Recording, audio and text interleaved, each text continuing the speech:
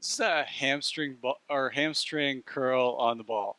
And what I'm going to do is I'm going to lie down on my back, 2 feet on top of the ball, hands down by my hips. First position I need to go into is take my hips up so I've got a straight line from my shoulder all the way down to my heel. Then once I'm in this position, I'm going to really press my heels in towards the ball. I'm going to bend my knees so that ball curls in towards my butt.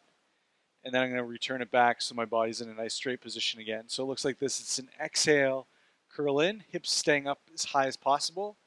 Breath in, returning that ball, returning my legs back out to straight position. If I want to make this a little more challenging, I can take the ball away from my body and create a little more leverage so I've got a longer lever between my heels and my shoulders, not as much support from the ball.